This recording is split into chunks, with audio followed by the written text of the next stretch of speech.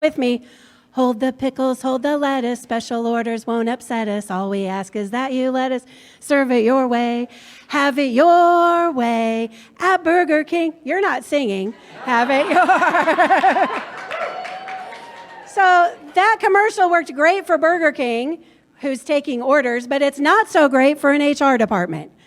We're not trying to let people have it their way, but there's ways we can handle it, speak up for ourselves without being a jerk.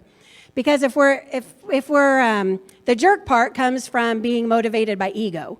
We're not the ones saying, well, it's my way or the highway, or that's the policy. We're driven by what's best for the business. There's business implications when we're taking orders from people who don't know our job.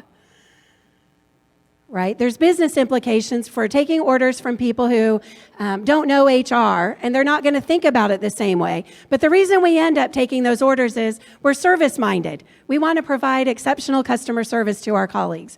So we take it on, and that ends up undermining our authority. So we undermine our authority, and you know what else that does? Is takes away the seat at the table. Because people wonder, what do they need us for?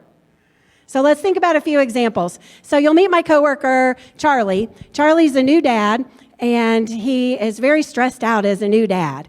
And he and his wife were stressed out taking their new baby to the doctor a lot that first year, having medical bills they didn't understand. And he came into my office and told me he wanted me to call the insurance company and sort all that out. And so I did.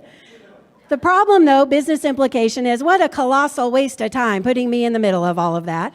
Plus, he was never satisfied because he didn't think he should pay anything for a baby. Never satisfied, and then that affected his attitude forever on everything else that he did. Another coworker, Margaret, is vice president of operations, and she wanted to bring in Richard. Richard is qualified to be at this level, but his salary demand was here. So she came marching into HR to tell us to reevaluate the job and rank him up here, put that job at classification up here to match his salary. So the business implications of that are, first off, it's not very nice to knowingly bring someone in and set them up for failure. Right? That's not a very nice thing. That's contrary to the values. Business implications are massive management failure. He failed with his team. He failed with his peers. But the worst part was everybody knew that had happened. HR took the order and we reevaluated the job. And now everybody else knew that our job classifications were a bunch of made up stuff. So the big problem with it is our reputation, everyone's reputation is built on consistent behavior over time. So if we consistently take orders from people who don't understand our jobs and who don't know the business implications of them, we undermine our authority, and plus it stresses us out. We set up expectations and we're not meeting them, and we're sensitive because we want to be service, and we're beating ourselves up. So let's stop doing that.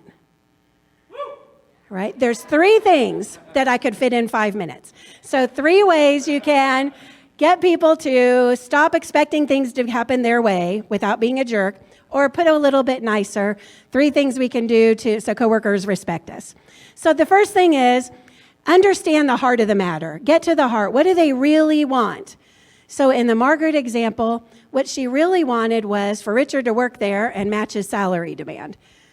So rather than focus on that reclassification of the job, let's focus on the heart of the matter. And then the second step is collaborate. To this day, I'm confident that if we sat down together and did pro-con list of the benefits or the cons of bringing him in at that higher level, Margaret would have been a reasonable colleague about that. And we would have come up with some other solutions. So collaborate with the person. And then it's your job, our job in HR, to bring the solutions and lead that. Don't ask them, what would you like me to do?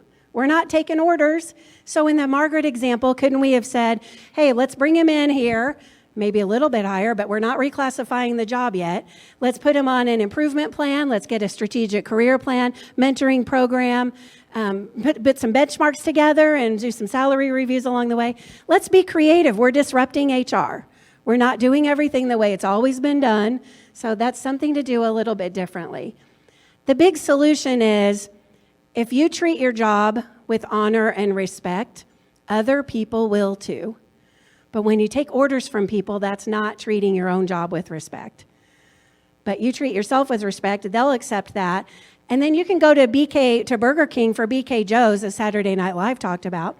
Okay, but Burger King was on my mind as I was preparing. I didn't like that lyric I told you before, so I rewrote it for you. Here's a new lyric for our HR friends. Hold the attitude, hold the rudeness. Let's get together, we can do this. All we ask is that we do it the right way. Have it the best way. You don't have to be mean. Have it the best way with your HR team.